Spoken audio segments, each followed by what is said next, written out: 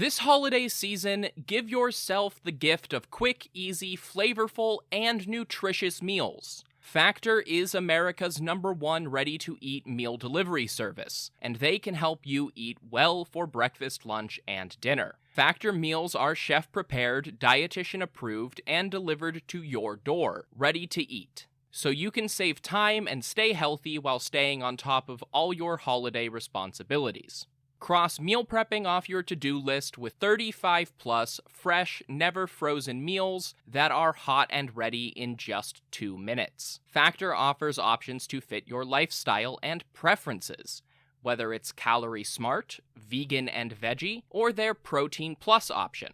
This December, get Factor and enjoy eating well without the hassle. Just choose your meals and enjoy.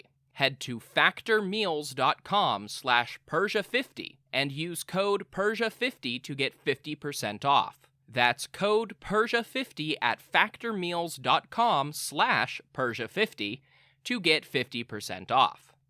Is your January looking dry? Get some lotion. Get a humidifier. And better yet, get Drizzly, the go-to app for drink delivery. With Drizzly, you can compare prices across local stores to get the best price on a huge selection of drinks perfect for dry January. Every single time. Non-alcoholic wines? Have a look. Ready-made mocktails? Grab a straw and order 'em up. Beer without the alcohol? Yep, take your pick. You can find all of them here, in the app, in that phone that's in your hand. Could it be any simpler? Nope, not a chance. So shop for great deals on all your dry January beverages or other drinks and get them delivered to your door or blanket fort, maybe. Download the Drizzly app or go to drizzly.com. That's DRIZLY.com. Must be 21 plus, not available in all locations. And don't forget to lotion up your elbows. They're looking a little dry.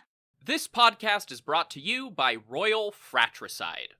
Attention, princes and kings! Does your empire have 1 million or more subjects? Do you feel like you would do a better job of leading the wayward masses than your idiot brother? Or perhaps you know that he has no right to rule because you were born at a better point in your father's life. Well then, I have a deal you can't pass up. Royal Fratricide. Simply attach 1 bottle of fratricide to the end of your spear and apply it liberally to any siblings you think might threaten your ability to claim the throne. Whether they have your father's favor, a cohort of annoying priests, or just bother you sometimes, Royal Fratricide will secure your position in the history books. Go to historyofpersiapodcast.com/Royal Fratricide and use promo code BROTHERS to get 10% off your kingship today. Royal Fratricide does not take responsibility for any coups, plots, or usurpations resulting from use. This ad is to be considered parody. Hopful Media does not endorse X sides of any sort. Please stab responsibly. History of Persia is a Hopful Media podcast production. This show is sponsored by BetterHelp Therapy Online. Life doesn't come with a user manual. So when life stops working for you, it's pretty normal to feel stuck. Imagine somebody who spent, say 25 years being really distracted, overwhelmed by clutter, and fluctuating between being really into obscure ancient history and not being able to find the motivation to do the dishes. That person is me, and apparently, if there were a user manual to life, it might have told me that I have ADHD and should talk to my doctor about that. Therapists are about as close to a manual as we can get. Folks who are trained to help you figure out challenging emotions and learn coping skills. BetterHelp has connected millions of people with licensed, registered therapists for convenient and secure online therapy. It's convenient and 100% accessible online. No waiting rooms, no traffic, and not even endless Googling of therapist near me. You just fill out a questionnaire and get matched with an appropriate therapist. And if it doesn't click, BetterHelp makes it easy to switch providers. Everyone deserves to feel their best, so get unstuck with BetterHelp. Learn more and save 10% off your first month at betterhelp.com/Persia. That's BetterHelp, HELP.com/Persia. Hello and bonjour.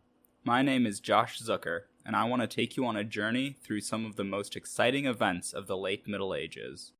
Valois Burgundy was one of the medieval world's greatest what-ifs.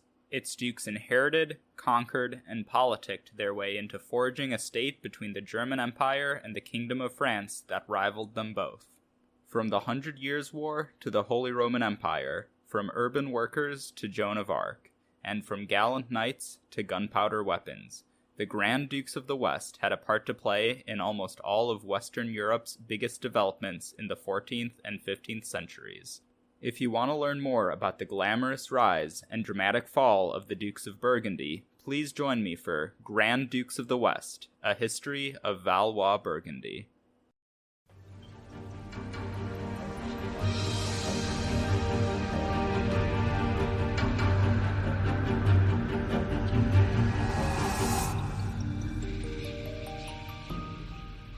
Hello everyone, welcome to the History of Persia. Episode 80, On the March. Last time, we set up the story of Cyrus the Younger as he made plans to declare himself King Cyrus III. Through a series of fabricated revolts, quiet under-the-table deals, malicious rumors, and open overtures to Sparta, Cyrus assembled an army of Greek mercenaries and local levies from his domain as Keranos in Anatolia. From 404 to 401 BC, he played the game. He presented himself as a good and loyal brother to Artaxerxes II, while Cyrus and their mother Persisatis secured the loyalty of important nobles and made plans for open warfare for the throne. With all of these pieces in place, Cyrus made his move in 401. He called up all of his troops to meet at Sardis, with the exception of a small Spartan infantry force and his fleet, which waited for orders at Ephesus, alongside Cyrus's own navy built up from the Greek cities of Ionia. Cyrus and Artaxerxes had both been holding court, performing royal ceremonies, and endearing themselves to as many people as possible, noble and commoner alike. Even as Cyrus's forces gathered and his own mother plotted against him, Artaxerxes remained in the dark. But that couldn't last forever.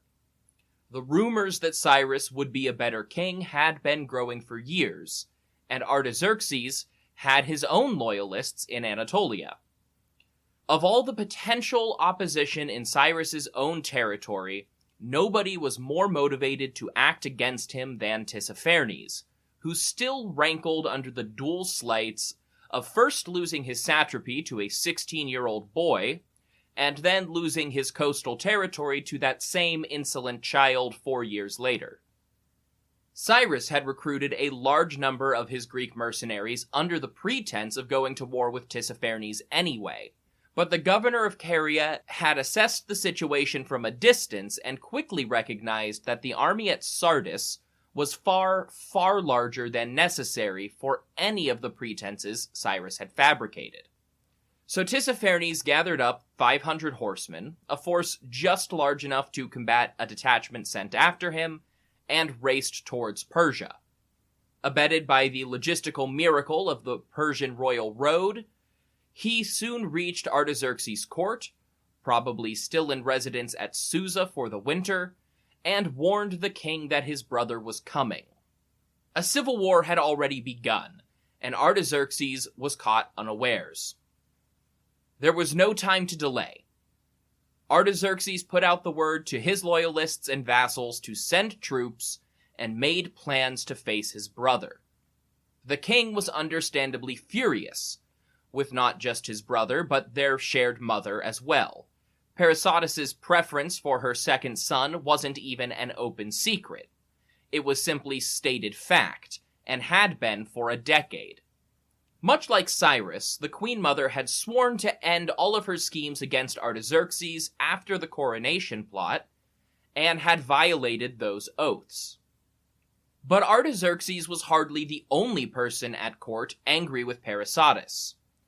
Plutarch, probably using made-up dialogue, though potentially a quote recorded by Theseus, presents Artaxerxes' wife, Statira, screaming at her mother-in-law, "Where are your oaths now? And where is the begging you used to rescue a man who had plotted against his brother's life, only to drag us into war and disaster?" Cyrus's campaign for the throne drove the wedge between Parysatis and Statira even deeper, compounding on the simmering animosity left over from Statira's familial crimes against the Achaemenid house.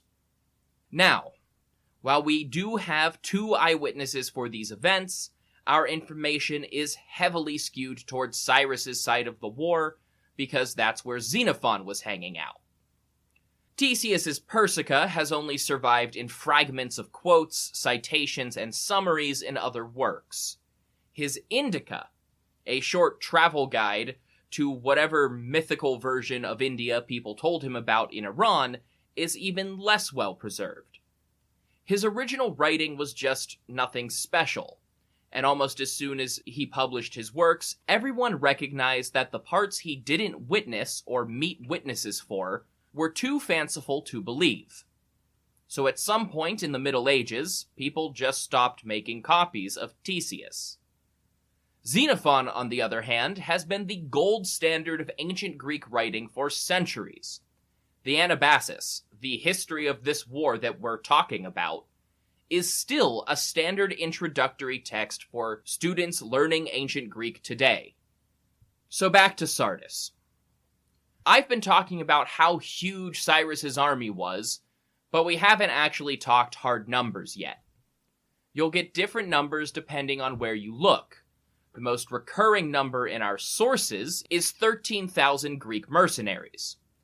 At least Diodorus Siculus says 14,000. It's possible that the exact count was about 13,000 at Sardis, plus the 700 Spartan infantry, who were still with the navy.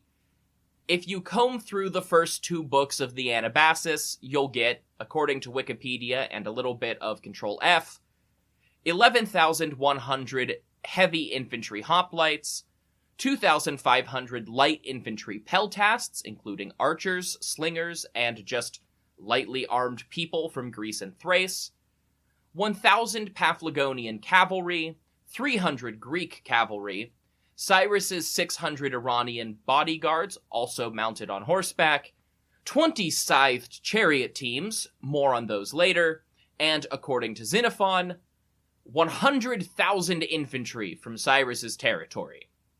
Of course, 100,000 was a gargantuan force for a full army assembled from the entire unified empire under Xerxes. So probably not accurate to Cyrus's army. What Xenophon is really trying to convey is that there were a ton of Anatolians, more than the whole Greek contingent, and a large number of merchants, families, and servants trailing behind them. Most of them don't factor into Xenophon's very pro-Greek story of the war, but the ballpark estimate is 30,000 fighting men, including all of the army's various divisions and units. Xenophon just seems to have multiplied Cyrus's total by 10 to work out Artaxerxes' numbers, which is even more ridiculous. From the surviving sources, we can say with some certainty that Xenophon had a larger force, pulled from the more loyal satrapies, and most scholars use a rough estimate of 40,000 total, with that extra 10,000 more or less proportionally divvied up between infantry and cavalry, plus 30 extra chariots. Cyrus wasn't sure when or where his brother would meet him, but he did know that it would take time for Artaxerxes' forces to gather. To try and mask his movements, he started moving from town to town in the area around Sardis immediately after the Persian New Year in March, with most of the army still unaware of their true purpose. As a participant, Xenophon provides precise details at every stage. But suffice to say, with 30,000 soldiers and accompanying camp followers, it was slow going. They covered just 7 miles a day, about 11 kilometers on average. And on top of that, Cyrus began by trying to maintain his cover of a war in Caria, so they marched south first instead of heading straight east. Even at the crawling pace, there were multiple stops in southern Lydia to wait on contingents of the army that were still arriving or had fallen behind for whatever reason. There were breaks for the men, breaks for the horses, breaks for Greek festivals, and breaks for King Cyrus to do some hunting and enjoy himself. By the time they were truly underway, some of the mercenaries were owed 3 months' back pay.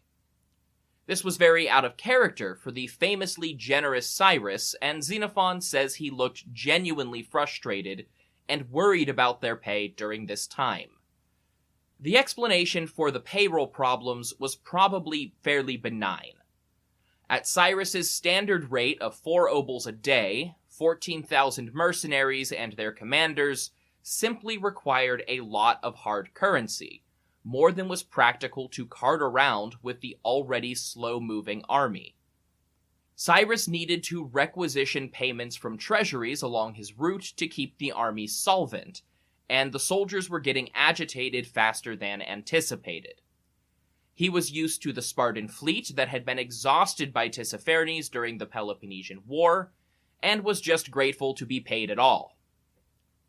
This time, the mercenaries had higher expectations, and weren't willing to wait until they accrued enough back pay to be paid in higher denominations of coinage that were easy to transport. Around this time, there were also a few conflicts between the Greeks and the Anatolian and Iranian troops during military drills and market days. But they were largely ironed out by pointing out how bloody that conflict would be for both sides, and how they were really here for common cause, even if they didn't all really know what the common cause was. But Cyrus was forced to call for financial assistance from the next treasury along their route, the city of Tarsus in Cilicia. Even after 150 years of Achaemenid rule, Cilicia was still a semi-independent vassal kingdom in southern Anatolia. Their rulers had always played nice with the Persians and endeared themselves as a navy base. Their king, Cyrus III, was apparently ignorant of Cyrus's plans and was happy to continue this tradition. He sent his queen, Epioxa, to meet Cyrus with the funds he requested. Cyrus promptly distributed all of the back pay plus a full month's advance salary to his mercenaries. He was also rumored to have started an affair with the Cilician queen, who remained with the army as it pressed eastward to inland Anatolia.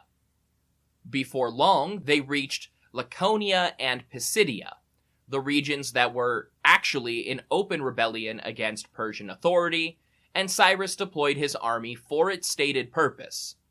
The Pisidian revolt was defeated quickly, and the army was allowed to plunder the cities of Laconia for war booty and slaves, because these were Greek soldiers. That's how they functioned.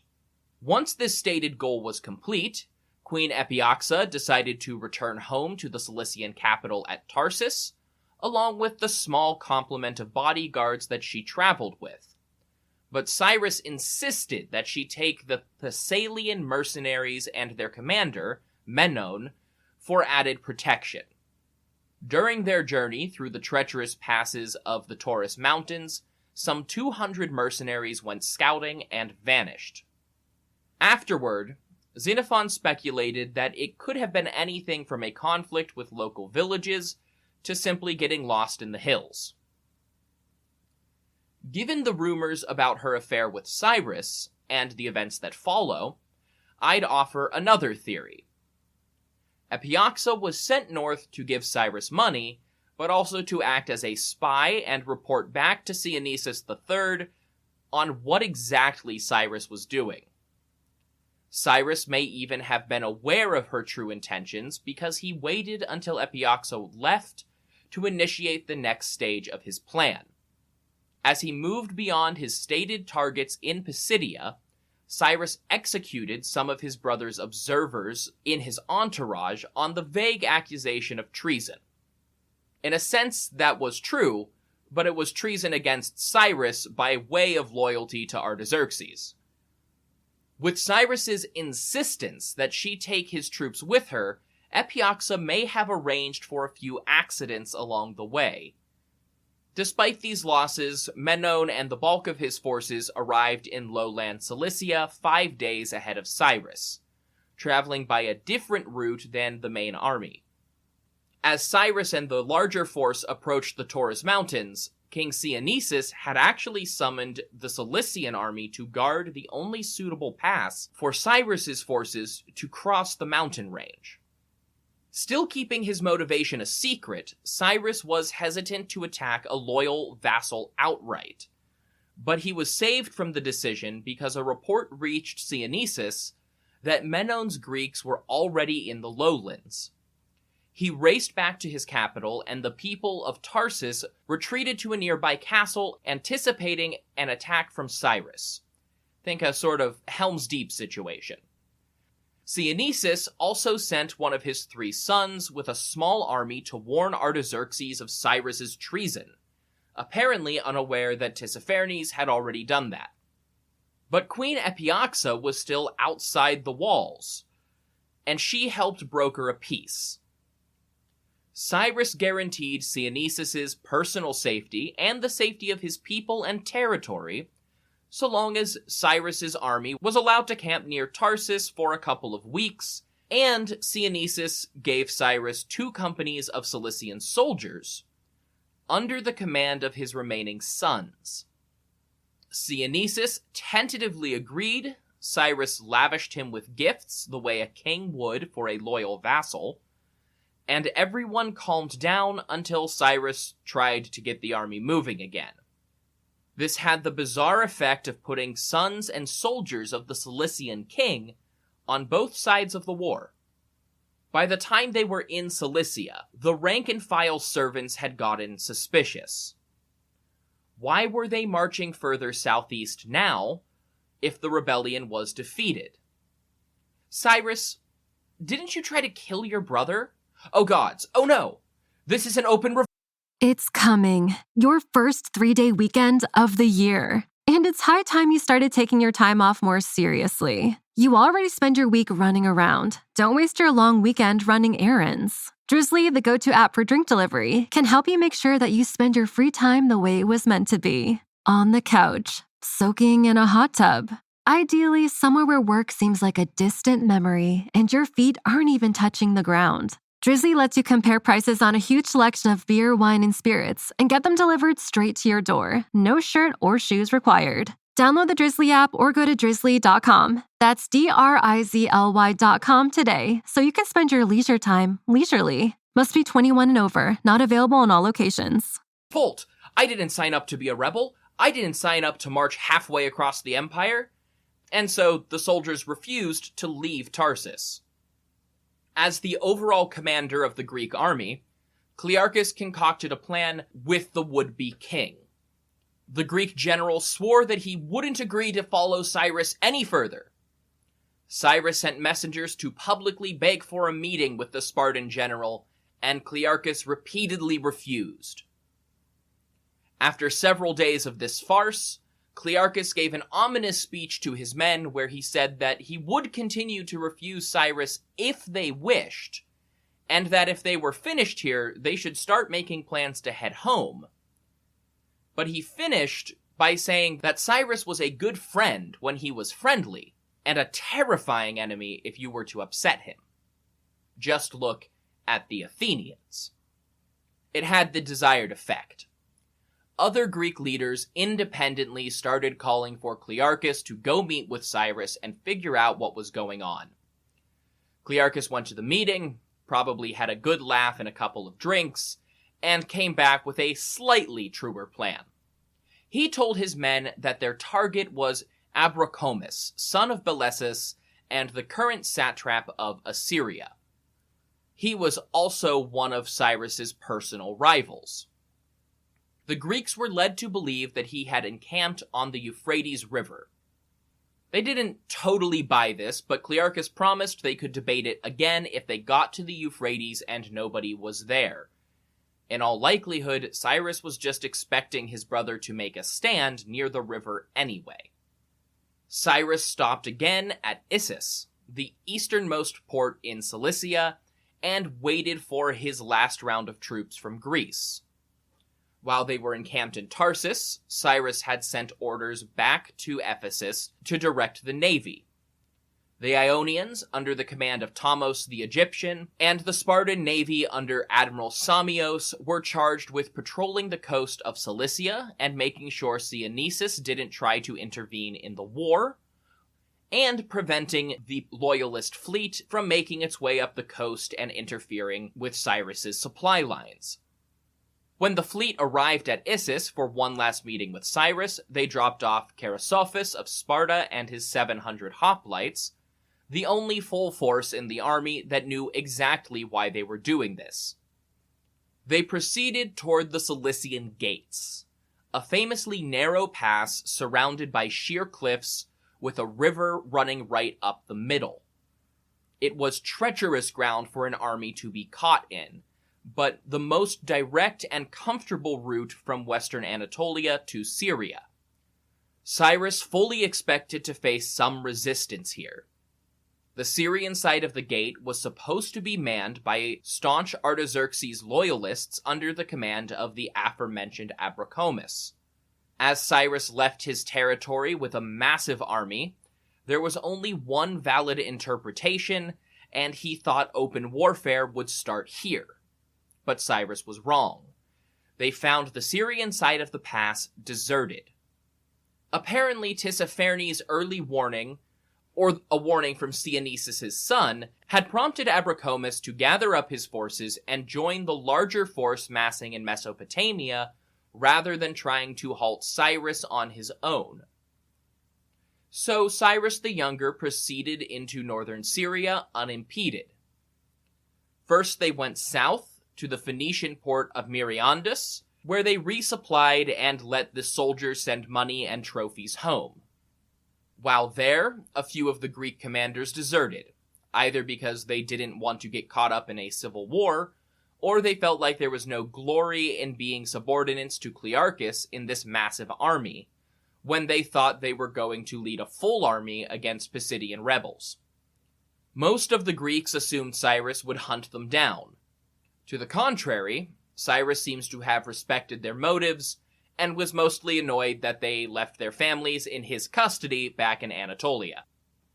From there, the army marched across northern Syria, initially sticking to friendly territory full of villages and estates that were owned by Parysatis, supposedly a wedding gift from her father, Artaxerxes I. This was one of just several swaths of territory across the Western Empire that were controlled directly by the Queen Mother. Her servants and property managers ensured that Cyrus's army was well supplied, but shortly after exiting his mother's personal fiefdom, Cyrus began to encounter resistance.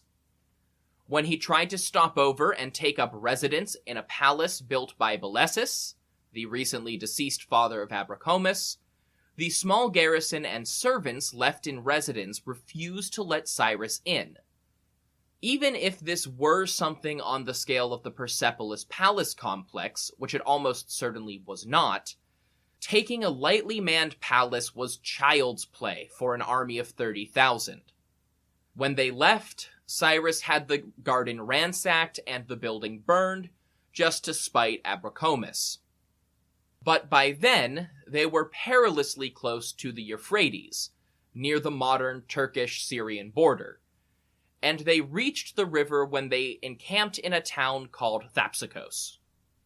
Once there, Cyrus was forced to admit to what everyone had already assumed. He called up not just his primary generals, Clearchus and Arrhiaios, but also all of their commanders, and told them the goal now was to march straight for Babylon.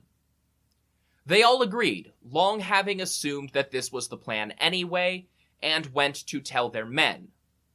Perhaps spurred on by his lover, the Persian general Arrhiaios, Menon convinced the Thessalian mercenaries to back Cyrus unconditionally. The rest of the rank-and-file mercenaries were less pliable. They refused to go unless they all got bonuses equal to a royal donation received by a much smaller mercenary company that had traveled with Cyrus for the royal funeral several years earlier. The commanders took that demand to Cyrus, and Cyrus told them that they would receive their bonuses in Babylon just like his bodyguards did, probably thanking the Yazatas all the while that Babylon had a huge treasury and was still far away. Typically, the Euphrates could only be crossed by boat. It is a huge river, and in antiquity, it was almost always very deep. That's why Cyrus had taken his army to Thapsacos. It was a well-maintained Achaemenid way station, part of the royal road network that maintained a small fleet of ferries. Abracomus knew this, and had taken his army through the same crossing, then burned the ferries ahead of Cyrus's arrival.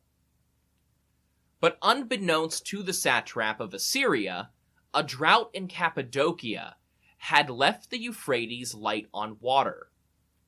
By the time Cyrus's army was in town, it was only a couple of feet deep and could be forded on foot. Once on the eastern side of the Euphrates, the army turned south, following the course of the river toward Babylon. As they progressed, Xenophon and the other Greeks marveled at the strange and alien landscape. Northern Iraq and Greece are very different places. Greece is a land of small creeks and rivers weaving between mountains and covered in vegetation. Upper Mesopotamia was dominated by a few gargantuan rivers flowing through open plains and desert filled with plants and animals that the Greeks had only ever heard of in stories. Xenophon even erroneously called this region Arabia, because it looked like the stories he had heard about actual northern Arab land, and just kind of assumed it was the same place. As they marched, they tried to resupply where supplies were available, but they were in the particularly desolate parts of what is now northwestern Iraq, just as a drought hit and the Euphrates fell to historic lows. Animals in the baggage train were not used to the harsh conditions and started to die. The only produce available came from merchant caravans on routes stretching all the way back to Lydia, causing the price of grain to skyrocket beyond what the mercenaries could even afford on Cyrus's salary. They subsisted largely on wild game, forcing the soldiers to range far away from camp to hunt. At their slow pace, this occasionally forced all-day marches through the desert in the middle of August to reach the next source of fresh water. Tensions repeatedly flared inside of Cyrus's army and threatened to spark a minor civil war within the already brewing civil war. First, it was between the Greek and Anatolian contingents of the army. Then it was between Menon's Greeks and Clearchus's Greeks. Then between the Thracians and Greeks. Each time somebody in the command structure was able to reel things in, usually by pointing out that they were already way too deep in hostile territory to risk killing each other now. But the whole situation was treacherous. After 13 days of this, marching through the desert and drought-ridden lands of western Mesopotamia, a new development appeared that both strengthened the army's resolve and raised new concerns. The foul smell of horse manure left out in the desert sun must have hit the vanguard like a brick wall. They began to see the tracks and refuse of about 2,000 horsemen in the mud of the Euphrates riverbank and empty canals. Either it was Abracomes' forces or some other pro-Artaxerxes army headed for Babylon just a few days ahead of Cyrus. At this point, one of Cyrus's entourage concocted a plan. This was Orontas, a royal cousin through some minor princess or cadet branch of the royal family in a previous generation. Apparently, he had sided with Tissaphernes back in 404 during the war over the Ionian cities, but came over to Cyrus's side at the end, or at least said he did. Orontas suggested that he could take a cavalry detachment away from the main army and ambush whoever was riding ahead of them before they could reach Babylon. Cyrus thought that was a sound plan and authorized the attack. But as soon as they were away from Cyrus's army, Orontes dispatched a messenger to Artaxerxes, planning to inform the king of Babylon that he was going to kill his younger brother. Unfortunately for Orontes, the messenger doubled back and took the message to Cyrus instead. Cyrus immediately sent another, larger cavalry force to bring Orontes back in chains. Once back in the camp, Cyrus summoned 7 of his highest-ranking Persians to form a judiciary council in a loose imitation of the 7 noble families originally instituted by Darius the Great. It was probably an attempt to carry out proper procedure and ceremony for prosecuting a member of the royal family, however distant. Clearchus was invited to join the council as one of the ranking generals in the army and ordered to bring 3,000 of his mercenaries to stand guard and dissuade anybody who might support Orontes over Cyrus. The formalities and show of force proved a bit overkill aside from the need for reputable witnesses. Cyrus repeatedly asked Orontes variations of, "Have I ever done anything to harm you or offend you personally?" And Orontes answered honestly. The answer was no. Cyrus motioned for execution, and all of the Persians present stood up to signal their approval. Orontes was marched off to one of Cyrus's chamberlains and then vanished, apparently executed quietly and disposed of rather than create a potential martyr. Ironically, in this whole debacle, the tracks and horse dung they saw must have turned east towards the Tigris, while Cyrus kept going south. Abracomus apparently decided to give up on traversing the depleted Euphrates and took his army to find fresh water and rest at the next river over because he fell more than 5 days' march behind Cyrus's forces. It was around this point that they were close enough to Babylon that new faces started trickling into Cyrus's camp. They were deserters from Artaxerxes' forces. Artaxerxes' hesitancy and Cyrus's boldness combined with all the rumors about Cyrus being a better leader, and people began switching sides. Nobody abandoned Cyrus, but several hundred seem to have abandoned Artaxerxes. The most notable turncoat was Abarios, an elder noble who had a history of choosing the winning side in Achaemenid civil wars. He had been the cavalry commander under Sogdianus and switched sides to join Darius II back in 424. But someone ratted him out, and Artaxerxes revived the practice of burning someone in hot ashes just for Abarios. 3 days after Orontes' trial, Cyrus decided that they were too far south for Artaxerxes to ignore him any longer, and ordered his generals to get their troops prepared for battle. They put on their armor, strapped on their shields, got their weapons from the pack animals, and proceeded further along the Euphrates. But the battle didn't come.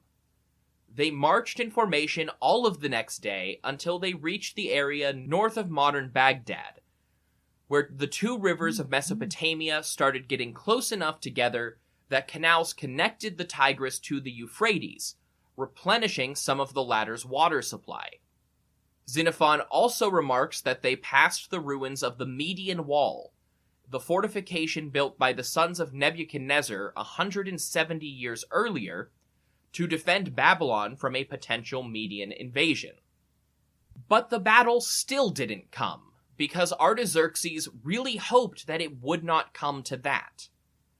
The chosen king wanted to negotiate with his brother and avoid bloodshed. The only proactive defensive measure he had taken was digging a huge trench through the plains south of the Median Wall to hinder Cyrus's progress. And it did its job, but Cyrus's forces crossed it anyway. Cyrus had heard rumors that this was Artaxerxes' plan, but hadn't actually believed them. After the second day of marching in formation, the rebel king actually lost a bet with one of the oracles in camp, who had foretold that Artaxerxes wouldn't face Cyrus within the next 10 days of his prophecy. Cyrus had to pay the man 1,000 derricks, according to Xenophon. By the third morning of marching in full battle array, the army had gotten more relaxed. Cyrus himself was sitting down in a chariot, and the merchant caravans were starting to catch up to resupply the army. Cyrus was just getting ready to give the order to break formation and take the day off, when one of his scouts came tearing back through the army towards Cyrus. Artaxerxes was coming. Cyrus sat up and began shouting orders. Translators began rushing around and shouting things in Aramaic or Greek, and the army hastily got itself back into formation. They were just 50 miles, 80 kilometers north of Babylon, and the only landmark in sight was a tiny village called Cunaxa.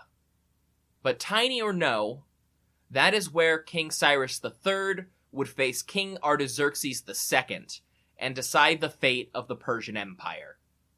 Until next time, if you want more information about this podcast, go to historyofpersiapodcast.com. That's where you can find stuff like my bibliography, the Achaemenid family tree, including the likes of Cyrus and Artaxerxes, and the support page where you can find ways to financially support this project. Most importantly, that includes Patreon, and I want to remind everyone that the summer sticker giveaway is still going through September 21st. All new patrons will get a History of Persia cuneiform sticker as a free gift. You can also support the show for free by just leaving a review or telling your friends about how much you enjoy it. You can do that on social media by finding me at History of Persia on Twitter or History of Persia Podcast on Facebook and Instagram. Until then, thank you all so much for listening to The History of Persia.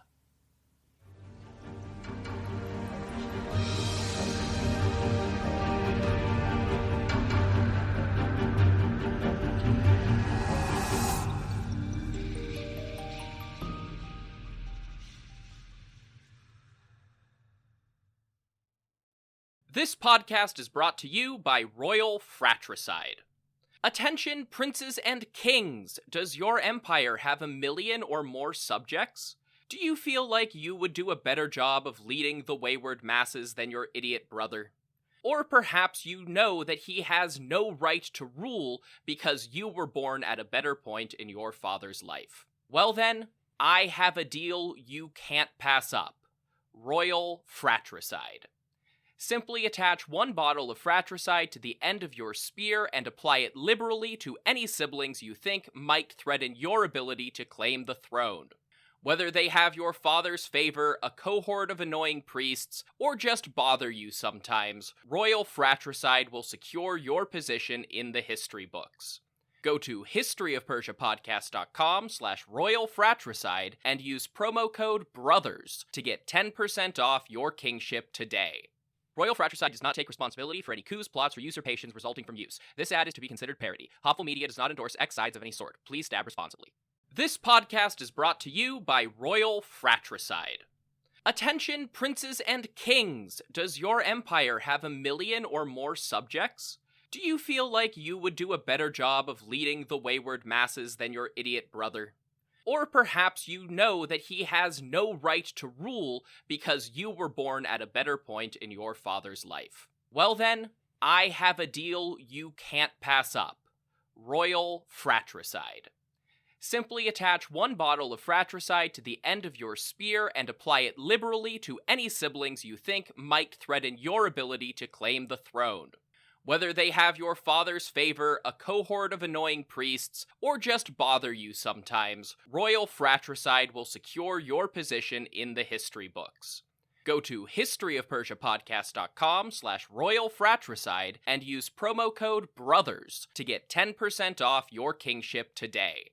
Royal Fratricide does not take responsibility for any coups, plots, or usurpations resulting from use. This ad is to be considered parody. Hopful Media does not endorse X sides of any sort. Please stab responsibly.